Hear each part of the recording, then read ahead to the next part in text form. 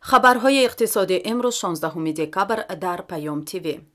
душанбе ва исломобод барои густариши ҳамкорӣ дар бахшҳои энержӣ ва нақлиёт, аз ҷумла барои дастрасии Тоҷикистон ба бандарҳои Карокчӣ ва Гвадари Покистон омодагӣ мебинанд. дар ин бора Эмомалӣ Раҳмон, раис ҷумҳурии Тоҷикистон, пас аз мулоқот бо нахуст-вазири Покистон Шаҳбоз Шариф изҳор дошта гуфт, барои Тоҷикистон масири тавассути Покистон кӯтоҳтарин ва қулайтарин ба бозорҳои байналмилалӣ нисбати масири шимолӣ тавассути Узбекистон, Қазоқистон ва Русия аст. гуфтанист кӯтоҳтарин масири Тоҷикистон ба баҳр тавассути Афғонистон ба Покистон мегузарад. аз Душанбе то бандари Карокчӣ ё бандари Гвадар тақрибан 2720 километр ва то бандари Бандар Аббоси Эрон дар гулугоҳи Ҳурмуз 3400 километр аст. Тоҷикистонро аз Покистон танҳо долони Вахон, як хатти танги қаламрав дар Афғонистон ҷудо мекунад.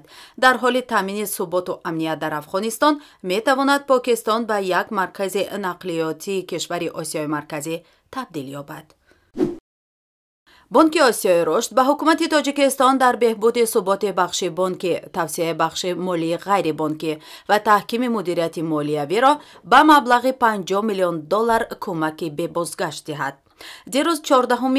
дирӯз 15 декабр созишномаи грантиро вазири молияи ҷумҳурии Тоҷикистон Файзиддин Қаҳҳорзода ва намояндаи доимии бонки Осиёи рушд дар Тоҷикистон Шени Кембел дар Душанбе имзо карданд.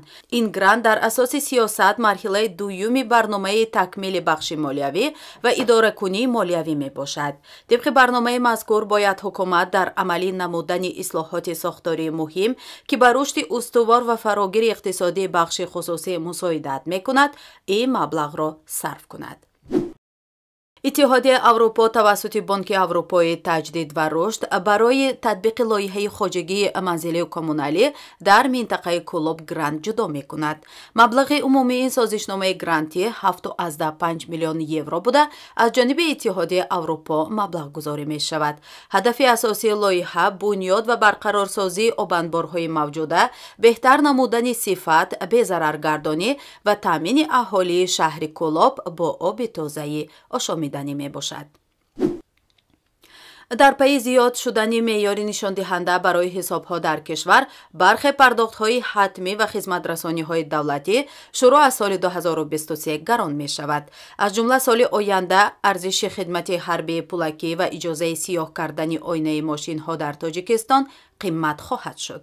سال 2023 نشان دهنده برای حسابها در تاجیکستان 6.25% افزایش یافته از 64 سومانی حاضره تا 68 سومانی زیاد می شود.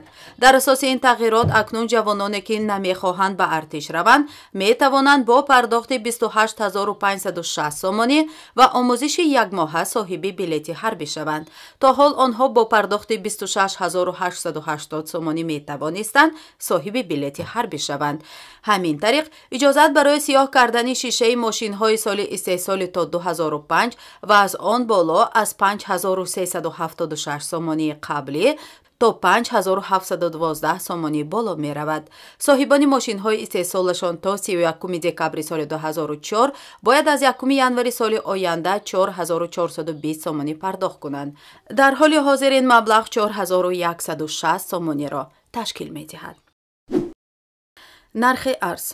بانک ملی تاجیکستان ارزش سامانی را نسبت به اسعار خارجی برای امروز 16 دکبر اعلام کرد. طبق نشانداد بانک ملی تاجیکستان ارزش 100 روبل روسیه برای امروز 15 سومانی و 70 درم است. این نهاد قرب میانه فروش 100 دلار ایالات متحده آمریکا در مؤسسه های قرضه تاجیکستان را 1020 سومانی و 42 درم ارزیابی کرده است.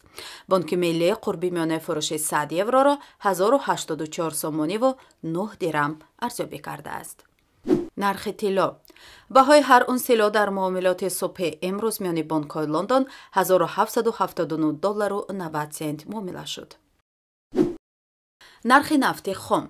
نرخ میانه فروش هر بشکه نفت خام تحویل ماهی آینده در بیرژه‌های اینترکانتیننتال اکسچنج و برنگراد فیوچرز لندن 82 دلار و 33 سنت معامله شد. نرخ میانه هر بشکه نفت خام تحویل ماهی آینده در بیرژه‌های نیویورک مرکانتال اکسچنج و لایتویت گراد اویل نیویورک 76 دلار و 45 سنت معامله شد.